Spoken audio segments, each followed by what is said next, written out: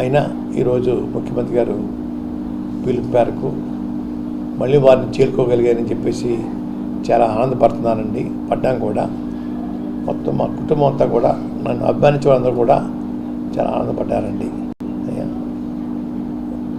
ఎటువంటి కోరికలు లేకుండా ఎంపీ సీటు కానీ ఎంపీఎల్ఏ సీటు కానీ ఏం అడగకుండా వారి పిలుపు మేరకు వారికి సేవ చేయాలి, మన ముఖ్యమంత్రి పీఠంపై కూర్చోబెట్టిన తర్వాత వారు ఏదైనా ఇస్తే పుచ్చుకుని ప్రజలు సేవ చేయాలనే ఆలోచన తప్ప ఎటువంటి కోరికలు లేకుండానే వారు సేవ చేయాలని నిర్ణయించుకున్నానండి. ముఖ్యంగా కొన్ని విషయాలు చెప్పాలండి. మా కుటుంబం 1962లో రాజకీయాల్లో ప్రవేశించిందండి. సినిమా ఫీల్డ్లోకి 1951లో వచ్చాము. మేము 51లోనండి. మేము సినిమా ఫీల్డ్లోకి వచ్చేటప్పటికి ఇప్పుడున్న నటులు ఎవరు కూడా పుట్టి ఉండరు అనుకుంటున్నాను నేను. అయ్యా 62లో రాజకీయంలో వచ్చినప్పుడు కూడా వీళ్ళకి ఏబీసీలు కూడా రావండి. మా కుటుంబానికి రాజకీయ భిక్ష పెట్టింది బీసీ వర్గాలండి, దళిత వర్గాలు. మా కులంలో ఒక 5% అండి, అది కూడా పేదవారు మాత్రమే. ధనికులు అందరూ మాకు వ్యతిరేకమండి. ఈ పేదవాళ్ళ యొక్క ఈ బీసీలు దళితుల యొక్క ప్రేమతోటి వారి భిక్ష మా నాన్నగారికి నాకు పెట్టడం జరిగిందండి. దేశంలో, రాష్ట్రంలో కాదు దేశంలో కూడా పత్తిపాడు నియోజకవర్గంలో ఉన్న మర్యాద ఎక్కడ ఉండదండి. మా తండ్రి గారిని బీసీ వర్గాలు చీరల మీద నడిపించిన సందర్భాలు ఉన్నాయండి. దళితులైతే రోజు ఎప్పుడు ఊళ్ళోకి వెళ్ళినా 20-30 బిందెలు నీళ్లు కాళ్ళ మీద పోసేవారండి. కొంతమంది అయితే పళ్ళెంలో ఆ తండ్రి గారి కాళ్ళ మీద నీళ్ళు పోసి ఆ పళ్ళెంలో నీళ్ళు అలా స్నానం చేసి మీద పోసుకునేవారండి. అటువంటి అభిమానం పొందిన కాన్స్టిట్యున్సీ అండి. వారి భిక్ష వల్ల ఈరోజు నేను ఈ స్థాయికి వచ్చానండి. దీంట్లో ఎవరు ప్రమేయం లేదండి. బీసీ వర్గాలు, దళిత వర్గాలు, మా కాపులో 5% ఉంటారండి. ఇతరులు అగ్ర కులాల్లో కొంచెం పేదవారు, వాళ్ళు ప్రేమతో వచ్చానండి. కానీ పోస్టింగుల్లో రకరకాలుగా పెడతా ఉన్నారు, బాధాకరం అండి. నేను రాజకీయాలు రావడానికి కాపులు కారకులు కాదండి. నేను ఎవరు అనుమతి తీసుకోవాల్సిన పని లేదు. రాజకీయాలు నా ఇష్టం అండి. మొలతాడు లేనోడు, లాగు లేనోడు నాకు రాజకీయ పాఠం చెప్తా ఉన్నాడు, చాలా తప్పు. నేను మా పత్తిపాడు నియోజకవర్గ ప్రజల భిక్షతోటి రాజకీయాలకు వచ్చాను. ఇప్పటికే వారి భిక్షే ఈరోజు గుర్తు వస్తుందండి. వారి భిక్షతోటి ఎన్నో ఉద్యమాలు చేశానండి. కాపుల కోసం చేశాను, దళితుల కోసం చేశాను. నక్సలైట్కి సహకరించారని కేసు పెడితే అందులో 2-3 కులాలు కూడా ఉన్నాయండి. దళితులు ఉన్నారు, ముస్లిమ్స్ ఉన్నారు, ఇతర వర్గాలు కూడా ఉన్నారండి. వారికి కూడా సహాయపడ్డాను. ఇంకో విషయం చెప్తా ఉన్నాను.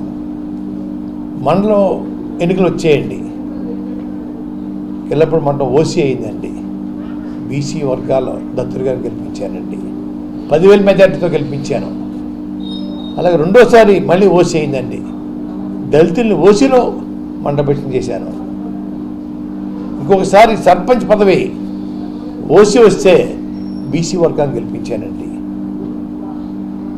సెంట్రల్ బ్యాంక్ వచ్చేటప్పటికి బొడ్డు భాస్కరరావుకి మెట్లేసానికి పోటీ వస్తే భాస్కరరావు చేశాను. నేను నా వర్గాన్ని, నా మనుషులు కాపాడుకోవడం కోసం ఏదైనా చేస్తానండి.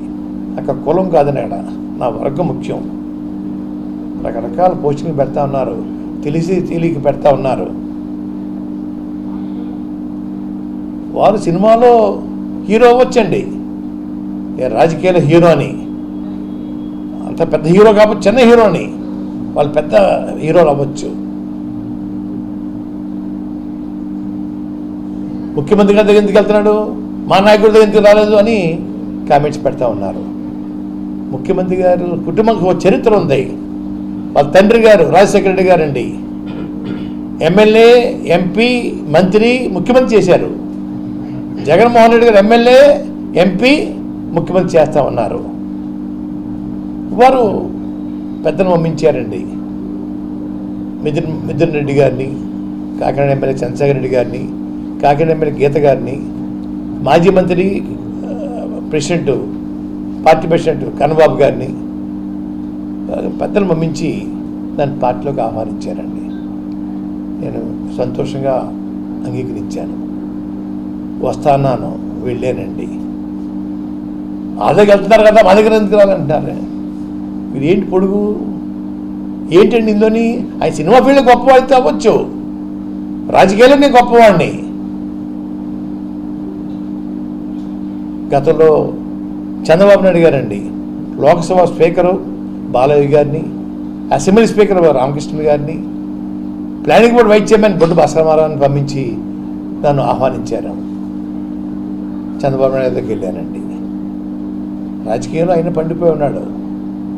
వారింటికి వెళ్ళాను. రాజీవ్ గాంధీ గారి ఆహ్వానం మేరకు రాజీవ్ గాంధీ గారు ఢిల్లీలో కలిశానండి. రాజకీయ నాయకుడిని గౌరవిస్తారండి. వారు రారా, వస్తానని చెప్పేసి ఎనమ్మకు నీటిలో నానబెట్టేసి అదిగో ఇదిగో చెప్పడమా, ఎందుకు రాలేదంటమా, ఇది మంచి పని కాదు. మిత్రులారా, మిమ్మల్ని మిత్రుల్లో చెప్పలేకపోతున్నాను, గౌరవమైన సోదరులు అంటున్నాను. తప్పుడు పోస్టింగ్ పెడతా ఉన్నారు. రాజకీయాల్లో నేను ముందున్నాను, సినిమా ఫీల్డ్లో నేను ముందున్నాను. వీళ్ళందరూ ఎవరు లేరు మా పాఠ చెప్పడానికి. వీళ్ళకి హక్కు లేదు. రాజకీయాలు నేర్చుకోండి, మా దగ్గర నేర్చుకోవాలా.